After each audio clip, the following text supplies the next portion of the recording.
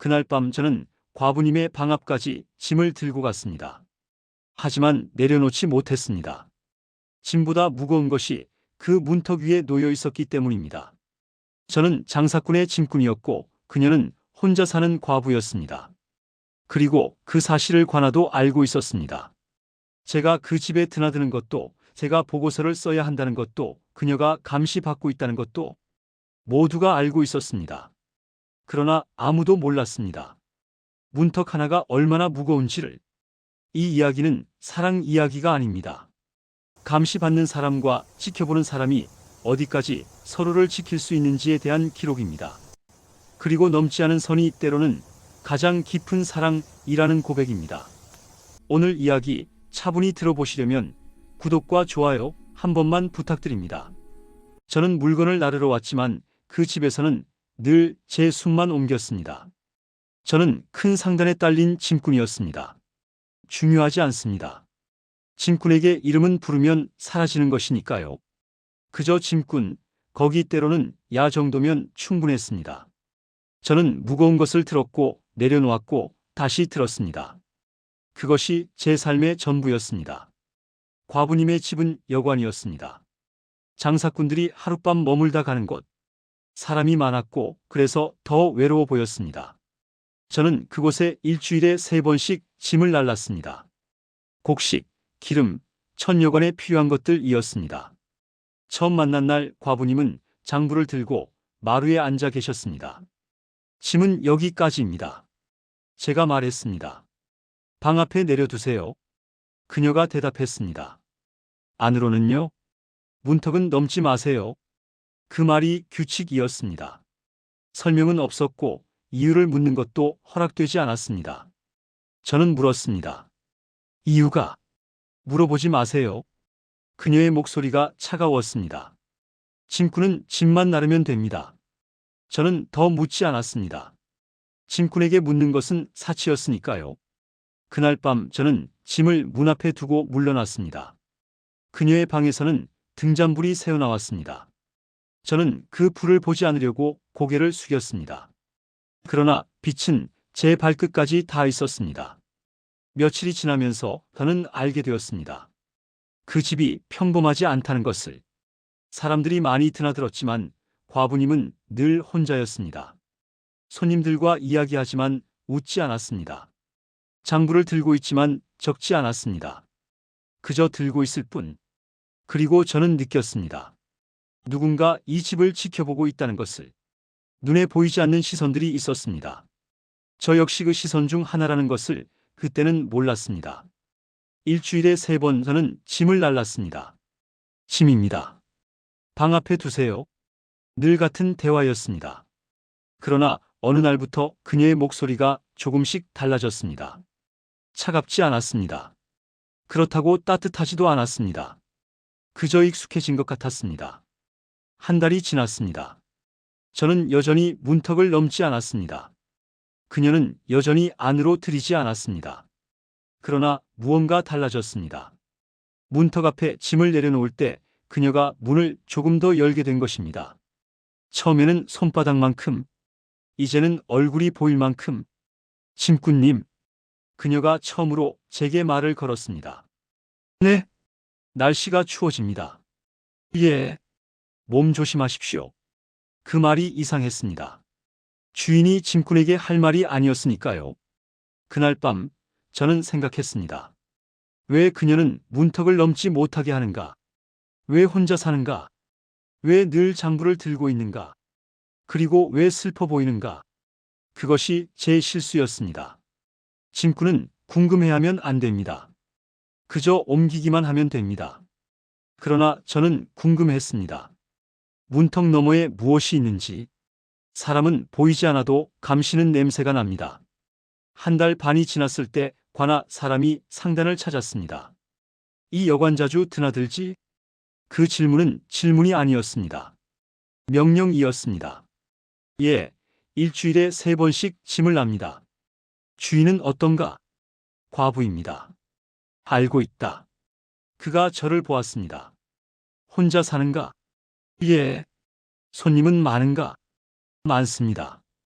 의심스러운 자는? 저는 잠시 멈췄습니다. 보지 못했습니다. 앞으로 잘 보고하게. 그가 말했습니다. 무엇을요?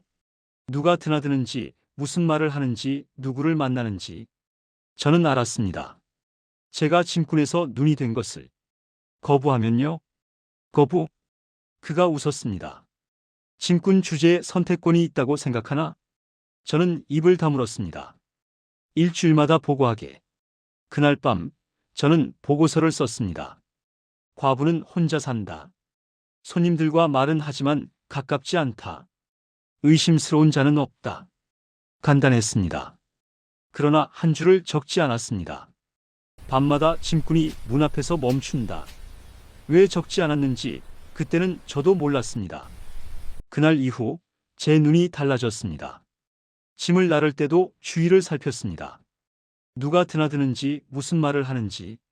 저는 짐꾼이 아니라 감시자가 되어 있었습니다. 그날 밤 짐을 들고 문 앞에 섰을 때 과부님이 말했습니다. 오늘은 조금 늦으셨군요. 죄송합니다. 관아에 다녀오셨습니까? 제 손이 멎었습니다. 어떻게 아십니까? 냄새가 납니다. 그녀가 말했습니다. 권력의 냄새가요? 저는 대답하지 못했습니다. 그녀는 더 묻지 않았습니다. 이렇게 말했습니다. 문턱은 잊지 마십시오. 그 말이 경고인지 부탁인지 알 수 없었습니다. 그날 이후 짐이 무거워졌습니다. 물리적으로가 아니라 심리적으로. 제가 나르는 것이 물건이 아니라 배신이 될 수도 있었으니까요. 일주일 뒤 저는 두 번째 보고를 했습니다. 특이사항 없음. 짧았습니다. 화나 사람이 불만스러운 표정을 지었습니다. 이게 다인가? 예. 제대로 보지 않는 것 아닌가? 잘 보고 있습니다. 거짓말이었습니다. 저는 보지 않으려 애쓰고 있었으니까요. 다음 보고 때는 더 자세히 쓰게. 그가 경고했습니다. 저는 고개를 숙였습니다. 그날 밤 짐을 들고 문 앞에 섰을 때 손이 떨렸습니다. 그녀는 제 손을 보았습니다. 무거우신가 봅니다. 짐이 무겁습니다. 짐만요? 저는 대답하지 못했습니다. 짐꾼님. 네. 저를 보고하셔야 합니까? 그 질문에 저는 얼어붙었습니다. 대답하지 않으셔도 됩니다.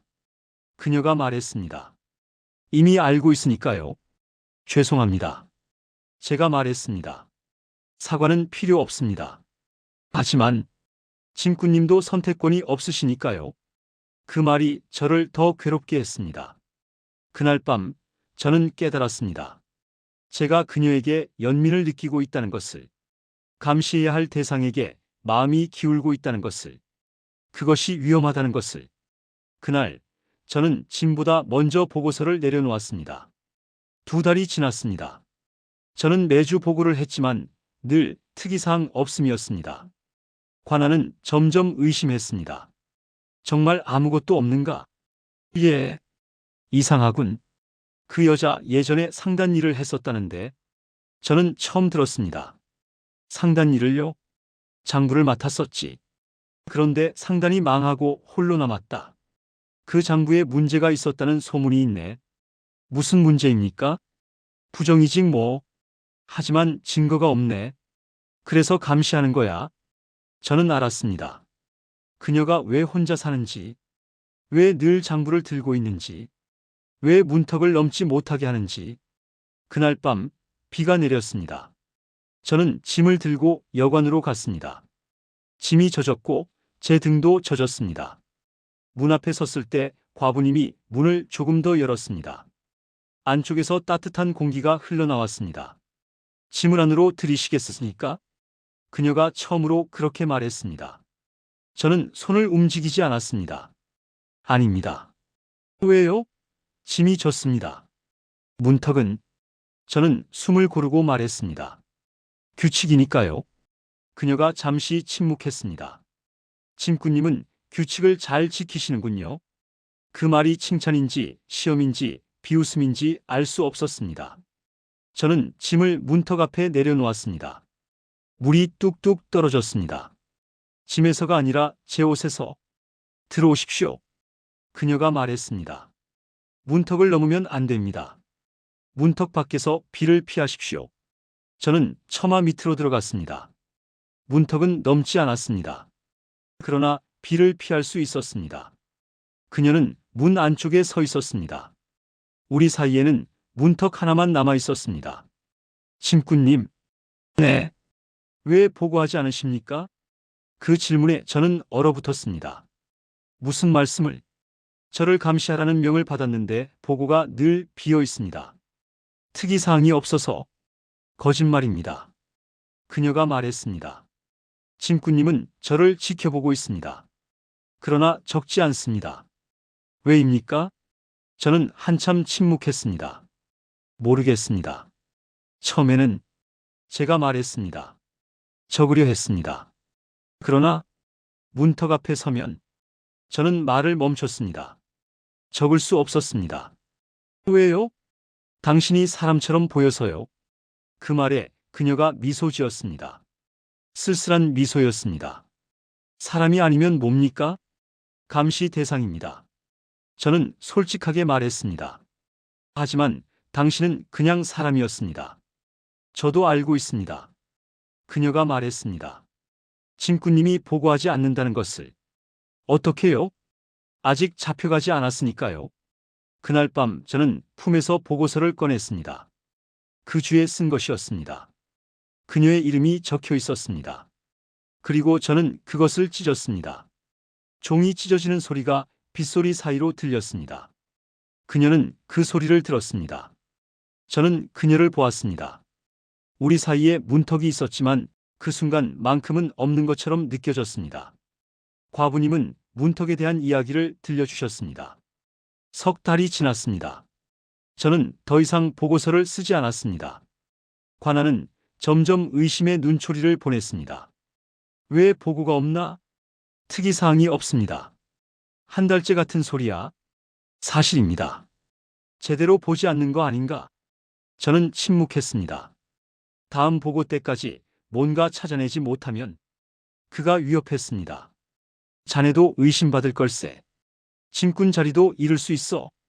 저는 기로에 섰습니다. 보고를 하거나 자리를 잃거나 그녀를 배신하거나 제가 무너지거나 짐을 들고 여관에 갔을 때 저는 무거웠습니다. 짐이 아니라 마음이. 심꾼님. 그녀가 말했습니다. 네. 오늘은 힘들어 보이십니다. 괜찮습니다. 거짓말입니다. 그녀가 문을 조금 더 열었습니다. 문턱에 대한 이야기를 들려드릴까요? 그녀가 물었습니다. 문턱이요? 예. 문턱은요? 그녀가 숨을 고르고 말했습니다. 집을 지키는 게 아니라 사람을 지킵니다. 어떻게요? 넘으면 안 되는 사람이 있기 때문이지요. 문턱 안으로 들이면 그녀가 말을 이었습니다. 그 사람도 위험해집니다. 저 때문에요. 저는 알았습니다. 문턱이 저를 지키는 것이라는 것을. 과부님은. 제가 물었습니다. 왜 감시받습니까? 들으셨습니까? 상단 일을 하셨다고요. 예. 그녀가 고개를 끄덕였습니다. 저는 장부를 맡았습니다. 남편이 죽고 혼자 남았을 때 상단주가 저를 불렀습니다. 장부를 맡기겠다고요. 저는 그 일을 했습니다. 그런데 그녀의 목소리가 떨렸습니다. 장부에 문제가 있었습니다. 무슨 문제요? 거짓이었습니다. 숫자가 맞지 않았습니다. 상단주는 관아에 뇌물을 바쳤습니다. 그 돈을 장부에서 빼돌렸고 저는 그것을 발견했습니다. 그래서 제가 물었습니다. 고발하셨습니까? 하려 했습니다. 그녀가 고개를 저었습니다. 하지만 그 전에 상단이 망했습니다. 그리고 상단주는 제가 횡령했다고 누명을 씌웠습니다. 증거는 없습니다. 그녀가 말했습니다. 하지만 의심은 남았습니다. 그래서 감시받는 겁니다. 언젠가 꼬리를 잡히기를 기다리면서요. 저는 이해했습니다. 그녀가 왜 혼자 사는지, 왜 문턱을 지키는지, 왜 늘 조심하는지. 저는 제가 말했습니다. 그 감시자 중 하나입니다. 알고 있습니다. 죄송합니다. 사과는 필요 없습니다. 그녀가 말했습니다. 짐꾼님은 보고하지 않으셨으니까요. 이제 아시겠습니까? 그녀가 물었습니다. 왜 문턱을 넘지 못하게 하는지요? 예. 짐꾼님이 안으로 들어오면 짐꾼님도 공범이 됩니다. 그럼 짐꾼님도 위험해집니다. 저는 깨달았습니다. 문턱이 그녀를 지키는 게 아니라 저를 지킨다는 것을. 그녀는 저를 밀어내는 게 아니라 보호하는 것이었습니다. 저는 짐꾼이 아니라 처음부터 걸러지는 사람이었습니다. 넉 달이 지났습니다. 관아의 압박이 애달했습니다. 이번 주까지 가보고하지 않으면 끝이야. 저는 선택해야 했습니다. 그녀를 보고하거나 제가 무너지거나.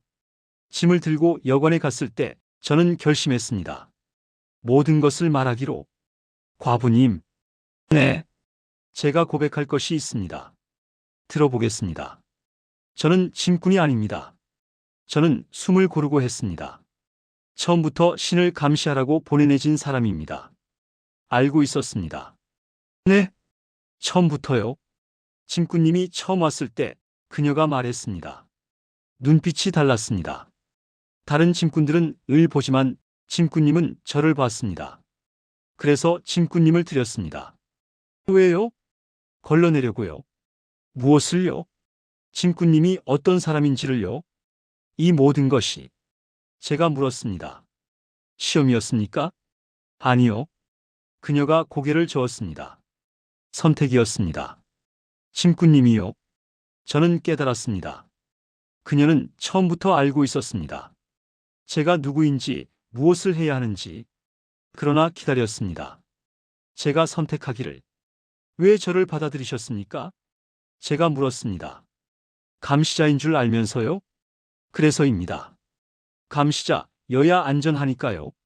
그녀가 말했습니다. 무슨 뜻입니까? 관아는 짐꾼님이 보고한다고 생각합니다. 그래서 다른 감시를 풀었습니다. 짐꾼님 하나로 충분하다고 생각하니까요. 저를 제가 말했습니다. 이용하신 겁니까? 예. 그녀는 솔직했습니다. 그리고 짐꾼님 도저를 이용하셨습니다.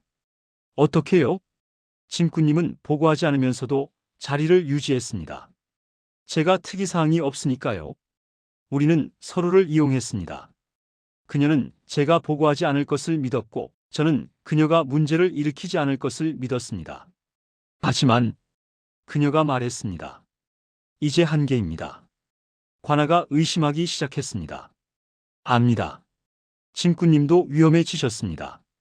그래서 제안이 있습니다. 그녀가 말했습니다. 무엇입니까? 저를 보고하십시오. 제 손이 떨렸습니다.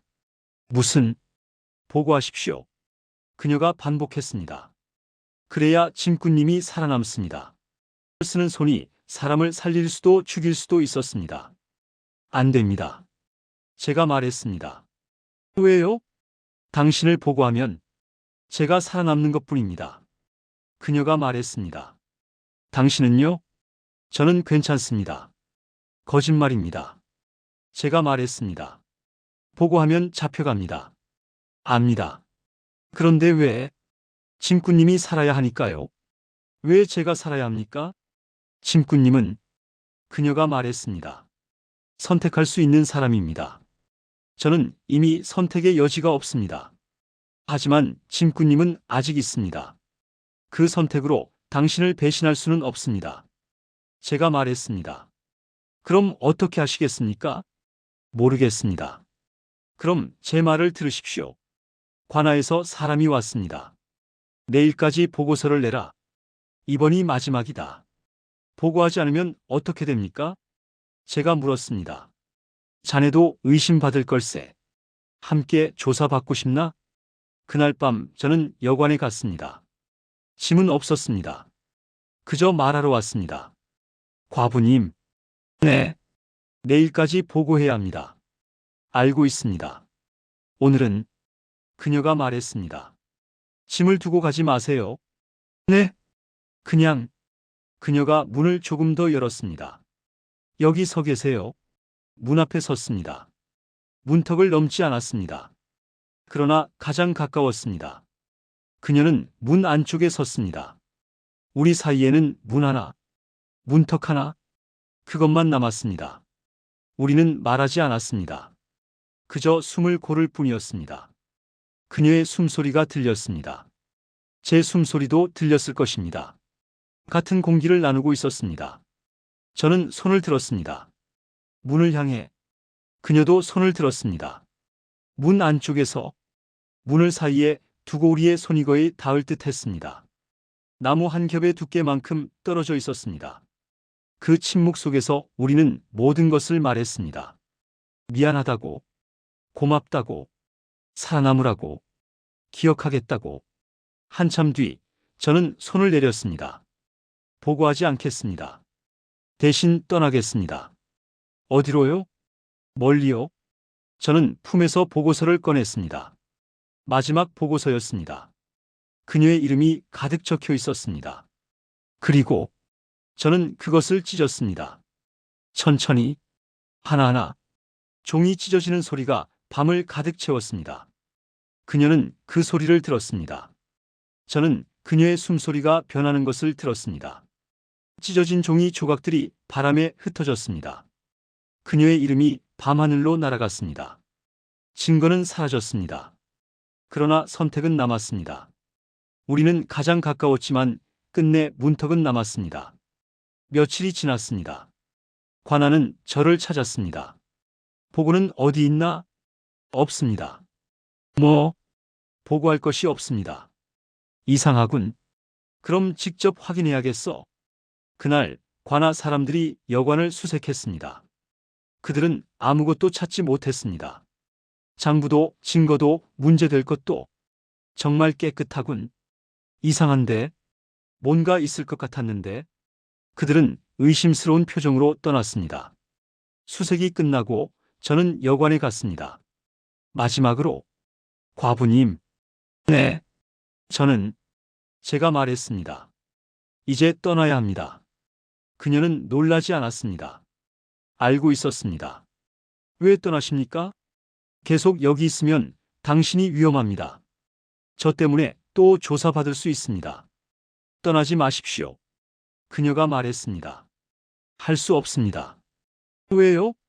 당신을 지키려면 떠나야 합니다. 가까이 있어야 지킬 수 있는 게 아닙니까? 아닙니다. 제가 말했습니다. 멀리 있어야 지킬 수 있는 것도 있습니다. 그럼 그녀가 말했습니다. 마지막으로 부탁이 있습니다. 무엇입니까? 문턱을 넘어오십시오. 제 손이 멈췄습니다. 안 됩니다. 왜요? 규칙이니까요. 이제 규칙은 필요 없습니다. 아닙니다. 제가 말했습니다. 지금이야말로 규칙이 필요합니다. 문턱을 넘으면 저는 숨을 고르고 말했습니다. 떠날 수 없을 것 같습니다. 그래서 넘지 않겠습니다. 침꾼님. 네. 고맙습니다. 그리고 미안합니다. 아닙니다. 제가 말했습니다. 고마운 건 저입니다. 무엇이요? 문턱을 지켜주셔서요. 그 덕분에 저는 사람으로 남을 수 있었습니다. 사실은 그녀가 말했습니다. 떠나는 건 짐꾼님이 아니라 저입니다. 제 심장이 멎었습니다. 무슨 말씀입니까? 저는 이 마을을 떠납니다. 어디로요? 먼 곳으로요? 새로 시작하려고요. 짐꾼님 덕분에 가능해졌습니다.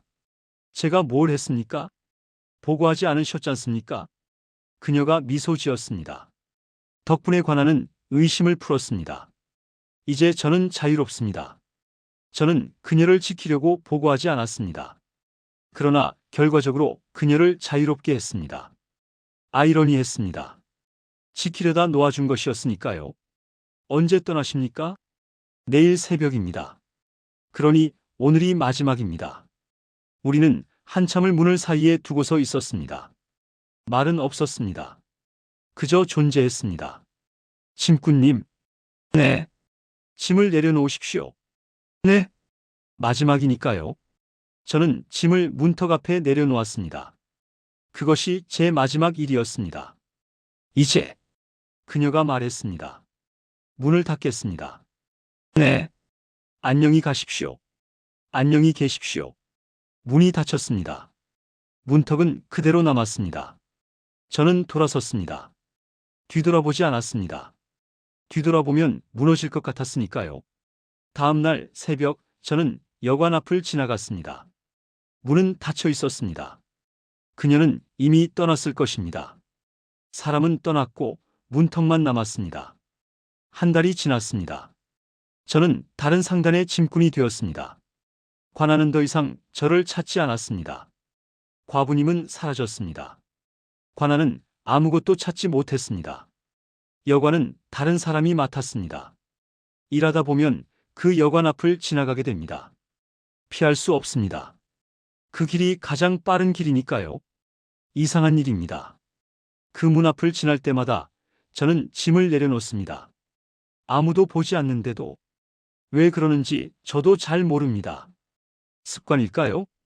아니면 기억일까요? 문턱은 그대로 있습니다.